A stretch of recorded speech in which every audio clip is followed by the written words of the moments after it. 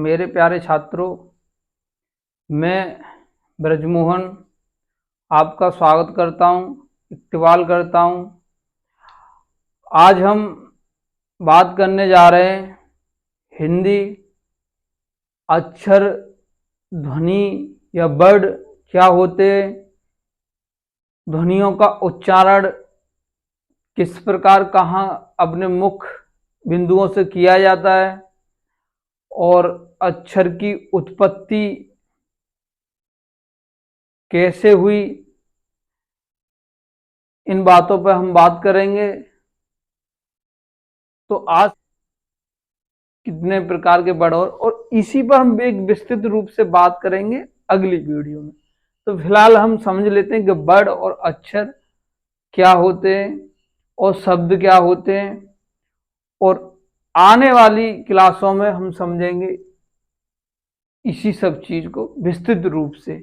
तो देखिए, आपके अक्षर क्या है? अक्षर हस आ, दीर्घ आ से लेके आपके हस ओ उ, हस ओ, क ख ग, छत्र ज्ञान, और इसी में आपके ना अनुनासिक, अनुनासिक, नास्वर जितने भी हैं उनको भी समझेंगे।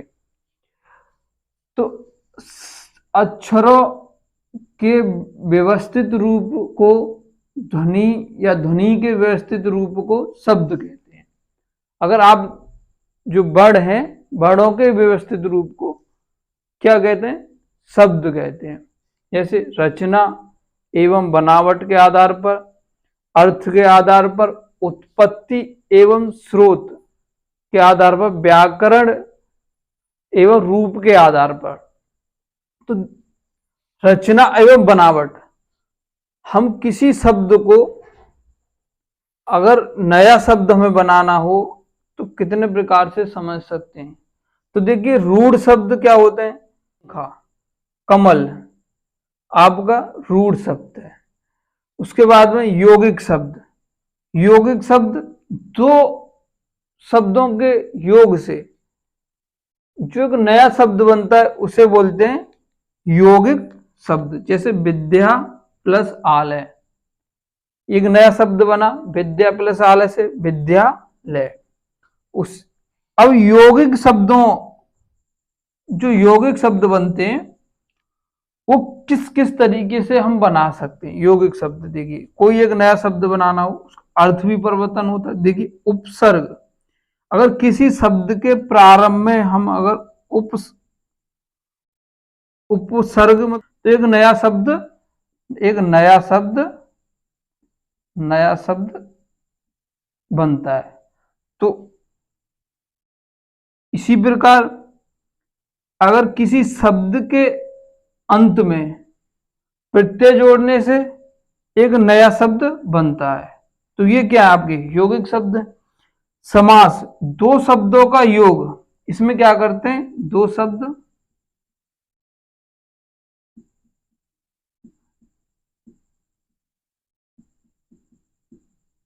नया शब्द बनाते हैं समास में। संधि, दो शब्दों के वर्णों का योग, दो शब्दों के वर्णों के योग से एक नया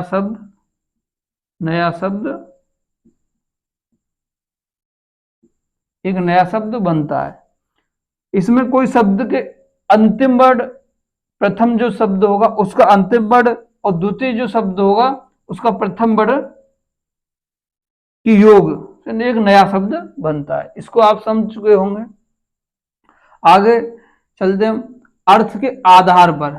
देखिए, किसी भी शब्द के अर्थ को समझते हुए, तो देखिए कोई शब्द है, आप कोई शब्द लीजिए जैसे बूट, तो बूट क्या है?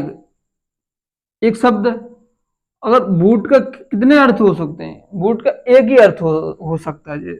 जैसे बूट का अर्थ है चने का हरा दाना, तो इसका एक अर्थ होने की वजह से इसको क्या बोलेंगे? एकार्थी शब्द। उसी प्रकार समानार्थी शब्द को, अगर जैसे शब्द है आपके पास अंग, इसके समान दूसरे अर्थ भी निकले, जिसके समान किसी शब्द का दूसरा भी अर्थ निकले, वो शब्द आपका समानार्थी कहलाता है। विपरीत आर्थक शब्द, जिसमें किसी शब्द का विपरीत शब्द, अब विपरीत शब्द कौन सा होगा आप, जिसका विपरीत अर्थ निकले। जैसे न्याय का विपरीतार्थक शब्द क्या होगा, तो न्याय का अन्याय। समरूपी भिन्नार्थक, समरूपी भिन्नार्थक शब्द वो होते हैं जिनका रूप तो समान होता है मगर अर्थ भिन्न निकले, सेम अर्थ ना निकले, समान अर्थ ना निकले, तो विपरीतार्थक शब्द, वो समरूपी भिन्नार्थक शब्द। जैसे अच्छा, ये क्या एक समरूपी भिन्नार्थक शब्द है। ठीक, आगे देखते हैं।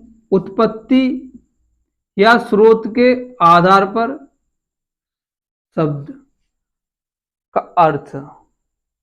तत्सम शब्द जो संस्कृत से हिंदी में सीधे सीधे बोले जाते हैं, लिखे जाते हैं, उन्हीं को हम तत्सम शब्द बोलते हैं। जैसे अक्षर, अक्षर, हस्त, हस्त मतलब ठीक, जिसको आप बोलते हैं हाथ, किसमें, तद्भव में। तो तद्भव शब्द क्या है, तत्सम शब्दों का, तत्सम शब्दों का बिगड़ाई रूप या सरल रूप जो हमने अपनी बोलचाल की भाषाओं में प्रयोग करते हैं। जैसे हस्त का हाथ, हस्त का हाथ, और भी शब्द जैसे बोले जाते हैं आपके, और भी शब्द बोले जाते हैं जैसे आपके, ठीक, देशा शब्द, वे शब्द जो किसी देश की मूल भाषा, देसी भाषा से, आम बोलचाल की भाषा से, इसको समझेंगे किसी देश की सामान्य क्षेत्र से, सामान्य जनता से, या सामान्य देशा शब्द क्या होते हैं। देखिए, देशा शब्द जो किसी देश की साधारण जनता से, या जो व्याकरण रूप से ना लिखे जाएं, वही हमारे देशा शब्द कहलाते हैं। विदेश शब्द जो विदेशी भाषाओं से हमने ग्रहण किए हैं, उनको हम विदेशा शब्द कहते हैं। संकर शब्द, संकर शब्द दो भाषाओं के योग से जो एक नया शब्द बनता है, उसे हम संकर शब्द कहते हैं। जैसे रेलगाड़ी, रेल शब्द अंग्रेजी का, गाड़ी हिंदी का, एक नया शब्द बना रेलगाड़ी। दवाखाना, ये भी दो भाषाओं का शब्द है। इसी तरीके से डाकघर, ये भी दो भाषाओं के शब्दों से बना है। तो इस तरीके से ये सब जो शब्द कहलाएंगे आपके संकर शब्द कहलाएंगे। आगे समझते हैं व्याकरण, व्याकरण या रूप के आधार पर। देखिए, व्याकरण में जो व्यवस्थित किए गए शब्दों को दो तरीके से समझा गया है।